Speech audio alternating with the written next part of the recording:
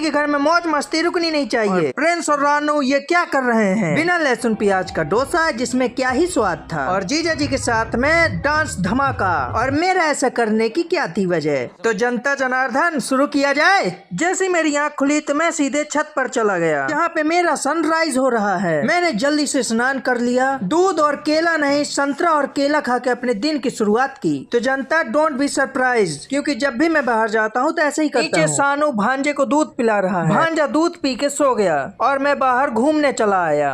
बाहर इतनी सारी भेड़ों को देखकर मुझे शॉन द शीप की याद आ गई। मैंने कहा शॉन कहाँ है और डॉगी कहाँ पर है? हमने इन दादा से इंक्वायरी की। क्या नाम है दादा तुम्हारा? हमारा हाँ। ओम प्रकाश। ओम प्रकाश।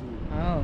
दादा ने कहा ये मेरी भेड़े हैं, कौन शीप कौन डॉगी। मैंने कहा मुझे ये सब कुछ करने की क्या जरूरत है? घर आया और बच्चों के साथ मौज मस्ती में लग गया। इन सबको खाना खिलाने की जिम्मेदारी मुझे दे दी गई, जो मैंने ले ली। नीचे छोटे जीजा जी कपड़े पहनकर एकदम दूल्हे राजा बन गए। सूट बूट पहनकर रेडी हो गया। प्रिंस और रानू के बीच में ये क्या चल रहा है? मेरे पूछने पर सानू ने इशारा करके इस प्रकार बताया, माँ का लाडला बिगड़ गया। ये मुझे क्या देखने को मिल रहा है? मेरी दीदी ने जीजा जी को बेबी सिटर बना के रखा है। जीजा जी ने अपनी बहन को ये काम सौंप दिया। भांजा कह रहा है कि मामा जी दूध तो कम से कम पी लेने दो, अब तो हाथ धो के पीछे पड़ गए। यही चल रहा है। इस मोहब्बत का इजहार करता हूँ, आदमी से प्यार करता हूँ। इधर पे मेरे खाने लायक सिर्फ यही है डोसा, जिसमें लहसुन प्याज नहीं पड़ा है। इसके एक एक बाइट का स्वाद हमने लिया और दबा कर खाया। वाह क्या स्वाद है, मानो यही जिंदगी है। डोसा खाने के बाद हम जीजा जी की बारात में चल दिए। अपने जीजा जी के साथ डांस करके मैं पूरी पार्टी को एंजॉय कर रहा था। मैं अकेला नहीं था, मेरे साथ रानू और प्रिंस भी थे जो पूरी पार्टी को एंजॉय कर रहे थे। गाना था सौदा खरा खरा।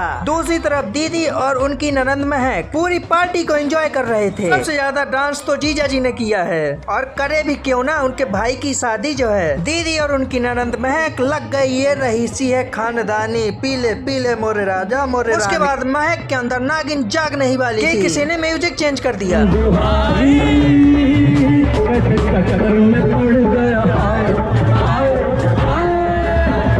एक तरफ मैं और दूसरी तरफ जीजा जी अपने बेटे के साथ डांस एंजॉय कर रहे हैं। मैं इतना थक गया था कि जीजा जी के गोद में ही बैठ गया। मैं इतने में ही नहीं रुका था, मैं उठा और दीदी और जीजा जी के बीच में जगह बनाकर उधरी पर ही बैठ गया। जीजा जी कह रहे हैं ये कैसी आफत गले लग गई। मैंने कहा जीजा जी गुस्सा मत होइए, मैं जा रहा हूँ। मैं सानू और रिया मामी के पास बैठ गया। सभी के फोटो शूट के बाद महक को अपने घर जाना था क्योंकि वो थक गई थी। खैर ये सब छोड़ो, हम ये देखते हैं कि शादी में कौन कौन सी रस्में बाकी हैं। एक तरफ रस्म हो रही है, दूसरी तरफ इनकी पार्टी हो रही है, वो भी टी पार्टी। किस अंदाज में, जैसे दारू पी रहे हो। चेयर्स।